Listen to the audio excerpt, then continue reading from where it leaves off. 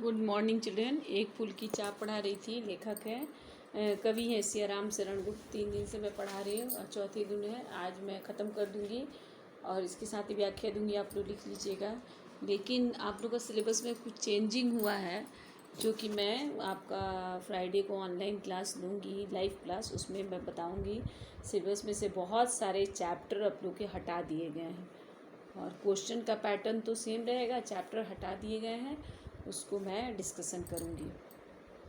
सियाराम शरण गुप्त का जन्म झांसी के 4 सितंबर 1895 में हुआ था।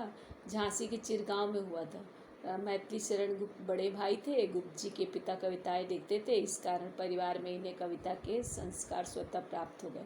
गुप्त जी महात्मा गांधी और विनोबा भावे के विचारों के अनुयायी थे, फॉलोअर थे। इसका संकेत इनकी रचनाओं में मिलता है। इनके रिकॉर्ड में गुप्त जी की रचनाओं का प्रमुख गुण क्या है? कथात्मकता, माने कथा के रूप में ये कोई कविता भी कहते हैं। सामाजिक कुरीतियों पर करारी चोट किया है। देश की ज्वलंत घटनाओं और समस्याओं का चित्र इन्होंने प्रस्तुत किया है। इनकी काव्य की पृष्ठभूमि जो होती है, बैकग्राउंड, अतीत हो या वर्तमान, उसमें आधुनिक मानवता की करुणा, यातना और द्वंद्व समन्वित रूप से उभरा है। इनकी प्रमुख कृतियाँ हैं मौर्य विजय, आर्द्रा, पाथे, मृण्मयी, उन्मुक्त, आत्मोत्सर्गीय। ये गुप्त जी की एक फूल की चाह जो है लंबी प्रसिद्ध कविता है। ये पाठ उसी कविता के अंश मात्र है। पूरी कविता जो है ना छुआछूत पर आधारित है। उनके गुप्त रचनाओं में उनके व्यक्तित्व की सरलता, विनयशीलता, सात्विकता और करुणा सर्वत्र प्रतिफलित हुई है। वास्तव में गुप्त जी मानवीय संस्कृति के साहित्यकार हैं। इनकी रचनाएं सर्वत्र एक प्रकार के चिंतन, आस्था, विश्वासों से भरी है, जो इनकी अपनी साधना और गांधी जी के साथ साध्य साधना की पवित्रता के गुंज से ओतप्रोत है। ये सब इनकी रचनाएं हैं जो मैं बता चुकी हूँ। और उसके बाद से मैं पढ़ा चुकी थी कहाँ तक कि उन लोग जो है ना, माँ के भक्त लोग जब वो मंदिर में गए तो कुछ पहचान लिए और वो लोग बोलने लगे कि भक्त सुखिया के पिता को मंदिर में गया तो सब लोगों ने, कुछ लोगों ने पहचान लिया। जब फूल लेके वो अपनी बेटी के लिए जाने लगा तो वो लोग सब पकड़ लिए उसको, बोल रहे हैं इतना अच्छा वस्त्र पहन के भले मानुष जैसा आया है, इसने अपवित्र कर दिया है मंदिर को। तो सोच रहा है कि किस बात में मैं माता के गौरव से आ गई हूँ। माँ के भक्त आप लोग कैसे हो? तो माँ के भक्त हुए तुम कैसे करके विचार खोटा, माँ के सम्मुखी माँ का तुम गौरव करते हो छोटा। कुछ न सुना भक्तों ने झट से मुझे घेर कर पकड़ लिया, मार मार का मुँह के घूसे धम से नीचे। मैंने माँ के भक्त, कवि बोलते हैं कि मतलब सुखिया के पिताजी बोलते हैं कि आप लोग माँ के भक्त हुए हैं, तुम कैसे हो? आपके मन में कैसे ये खोटा विचार आया, कैसे बुरा विचार आया? माँ के सम्मुख माने माँ के सामने ही माँ का तुम माने आप लोग माता का, माँ का, देवी माँ का गौरव माने गरिमा को छोटा करते हो, क्योंकि ऐसे छोटा आदमी भला माँ के गौरव को नष्ट कैसे करेगा? तो बोले माँ के सम्मुखी माँ का तुम गौरव करते हो छोटा। कुछ न सुना भक्तों ने झट से मुझे घेर कर पकड़ लिया। बोले माँ के भक्त हुए तुम कैसे? बोले कि आप लोग माँ के भक्त हो, आप लोग के मन में ऐसा विचार खोटा क्यों आया है? माँ के सामने माँ की गरिमा को कैसे छोटा करते हो? भक्तों ने कुछ नहीं सुना, उनको घेर कर पकड़ लिया। सुखिया के पिता को घेरा, पकड़ लिया, मार मार कर मुँह के घूसे धम से, मैंने मारते मारते मुक्का से, घूसा से मार के सुखिया के पिताजी को नीचे गिरा दिया। मेरे हाथों से प्रसाद भी बिखर गया, सबका सब हाय अभागी बेटी तुझ तक कैसे पहुंच सकी है।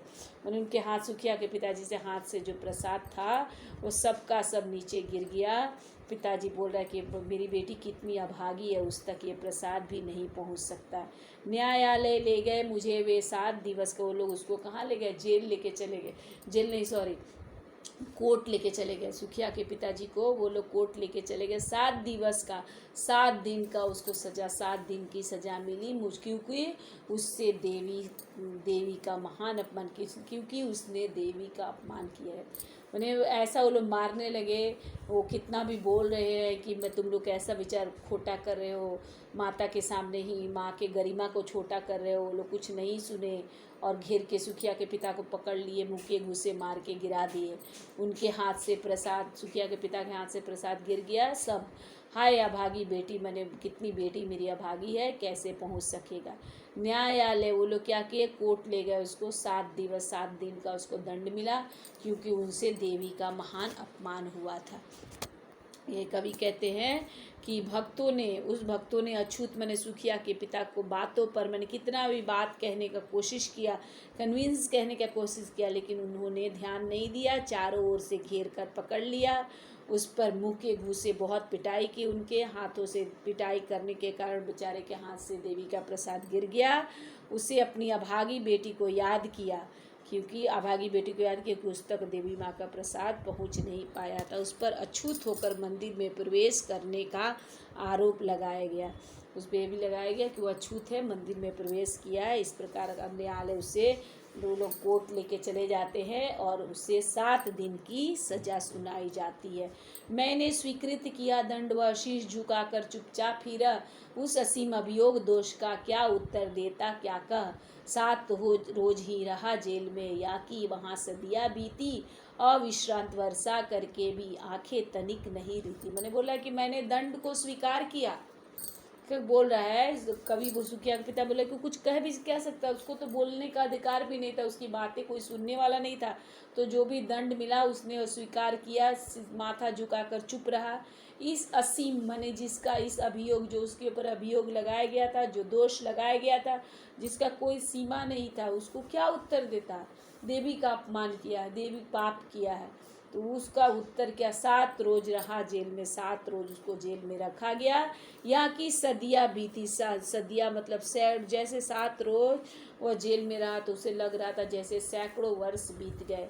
यहाँ की सदियाँ अविश्रांत वर्षा करके, मैंने कंटिन्यू उसकी आंखें अविश्रांत, मैंने बिना थके उसकी आंखों से आंसू निकल रहे थे। आंखें तनिक नहीं रहती, लेकिन उसकी आंखें खाली नहीं। मैंने स्वीकृत किया दंड, व शीश झुकाकर चुप, मैंने स्वीकार कर लिया दंड, शीश झुकाकर, सिर को झुकाकर चुप ही रहा। और उस असीम अभियोग दोष का, असीम मने जिसका सीमा नहीं था, वैसा आरोप लगा था उसके ऊपर, उसका उत्तर वो क्या देता। इसलिए 7 रोज गया जेल में रहा, ऐसे रहा जैसे उसको वहाँ लग रहा था सालों सैकड़ों साल बीत गए। अविश्रांत मैंने कंटिन्यू आंखें बरस रही थी, मैंने आंसू निकल रहे थे, फिर भी उसकी आंखें खाली नहीं हुई, आंखें थकी नहीं। दंड भोग कर जब मैं छूटा, पैर न उठते थे घर के। जब उसका 7 दिन का दंड खत्म हुआ, वो उठ जा रहा था, तो घर के तरफ मैंने इतना कमज़ोर हो गया था कि उसका पैर बढ़ नहीं रहा था, आगे घर की तरफ जा नहीं रहा था, पीछे ठेल रहा था कोई, धर लग रहा था पीछे से कोई उसको धक्का दे रहा है। भय से पीड़ित, भय जर्जर मैंने भय से पीड़ित, तनु पंजर को, तनु मतलब शरीर, पंजर मैंने ढांचा, शरीर कैसा बन गया था, एकदम पतला कंकाल जैसा बन गया था, ढांचा जैसा बन गया था। लग रहा था कि उसके भय से पीड़ित शरीर को कोई शरीर के ढांचे को कोई धक्का दे रहा है। पहले किसी लेने मैंने कहीं से हो जाता था तो उसकी बेटी दौड़ के उसको लेने के लिए आती थी। पहले किसी लेने मुझको नहीं दौड़ कर आई, वह उलझी हुई खेल में ही हाँ अब की दी न दिखा। पहले किस तरह जैसे पहले दौड़ के वो आती थी, वैसे दौड़ के नहीं आई, और खेलती हुई भी कहीं उसको दिखाई नहीं दी। मैंने सुखिया के पिता को जब वो दंड होकर जेल से निकल के आया तो उसके पैर जो है ना घर की तरफ नहीं बढ़ रहे थे। लग रहा था उसके शरीर को, उसके भय से पीड़ित शरीर को, शरीर के ढांचे को कोई ठेल रहा है पीछे से। पहले की जैसी पहले जो आती थी दौड़ के वो लेने नहीं आई, उलझी हुई खेल में ही हाँ आपकी मैंने, और उलझ खेल में खेलती हुई भी कहीं नहीं दिखाई दी। तो पंक्तियों में कभी कहते हैं कि सुखिया के पिता ने अपने सिर नीचे झुकाकर दंड को स्वीकार कर लिया। खुद पर लगे आरोपों का उसके पास उत्तर ही नहीं था।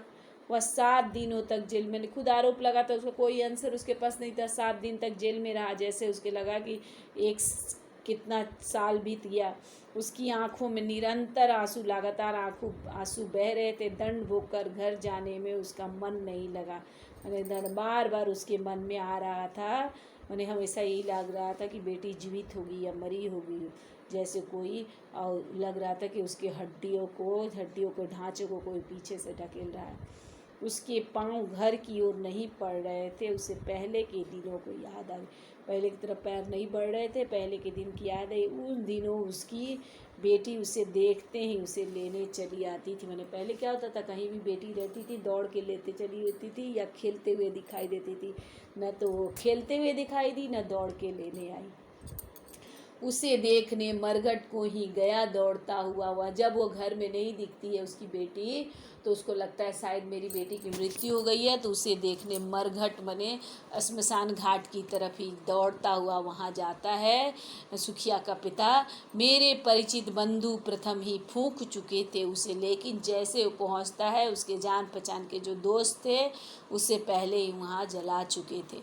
बुझी पड़ी थी चिता वहाँ पर, छाती धड़क उठी। मैंने वहाँ पे उसकी चिता, सुखिया के चिता जो है ना बुझ पड़ी थी, छाती धधक उठी, और उसकी छाती धधक नाम छाती, दिल उसका दहल उठा, क्योंकि हाय फूल सी कोमल बच्ची, क्योंकि फूल सी कोमल बच्ची जिसके लिए वो माँ का फूल लेने गया था, उतनी नरम मुलायम बच्ची, उसको वह राख के ढेर के रूप में बदल। मैंने उसे देखने, उसको नहीं दिखाई दी, इधर उधर घर में भी नहीं दिखाई दी, तो उसको लगा कि लगता है कि मर गई है। उसको श्मशान घाट देखने दौड़ते हुए गया, तब तक उसके जान पहचान के बंधु बांधव उसको फूंक चुके थे। वहीं पे बुझी पड़ी थी चिता, वहाँ पे बुझ पड़ी थी, छाती धधक उठी, छाती जलने लगी। मैंने छाती बहुत तकलीफ पाने लगी, उसका दिल जलने लगा, दिल दहलने लगा। उसको लग रहा था कि आप मेरी कोमल बच्ची राख की ढेरी बन गई। अंतिम बार गोद में, तो मैंने वहाँ पे गए तो पहले जाने के पहले, क्योंकि उनके बंधुओं को पता नहीं था वो कहाँ गया है, तो उसे जला चुके थे। अंतिम बार गोद में बेटी तुझको ले न सका मैं। हाँ, मैंने बोल रहा है कि लास्ट समय भी, अंतिम समय भी मैं अपनी बेटी को गोदी में नहीं ले सका। एक फूल माँ प्रसाद, मैंने एक फूल तुमने, और तुम्हारी अंतिम इच्छा थी, मैं तुम्हें दे नहीं सका। देन इन पंक्तियों में कवि कहते हैं कि सुखिया जीवित नहीं थी। मैंने जो घर आता है, सुखिया जीवित नहीं थी, इसलिए वह अपनी बेटी को देखने के लिए दौड़ता और श्मशान घाट पहुंचा, ताकि उनसे अंतिम बार बेटी के दर्शन हो जाए। उसके नसीब में यह सब कुछ नहीं था, क्योंकि उसके परिचित सखा बंधु उसे पहले ही जला चुके थे। चिता बुझ चुकी थी और कोमल सी बच्ची उसकी राख के ढेर बन चुकी थी। वह अभागा पिता अंतिम बार अपनी बेटी को गोद में नहीं ले सका था। वह अपनी बेटी को देवी माँ के फूल रूपी प्रसाद भी नहीं दे सका था। धन्यवाद बच्चों, इस चैप्टर ख़त्म हुआ। व्याख्या मैंने दे दिया, आप लोग व्याख्या लिख लीजिएगा। आप लोग क्वेश्चन पैटर्न में कोई चेंजेस नहीं हुआ है, सिर्फ चैप्टर थोड़ा रिड्यूस कर दिया गया। वो चैप्टर क्या रिड्यूस किया गया, मैं फ्राइडे को आपका लाइव क्लास लूँगी, उसमें आप लोग को बताऊँगी। थैंक यू बेटा, खुश रहिए, स्वस्थ रहिए, घर में रहिए और पढ़ाई कीजिए।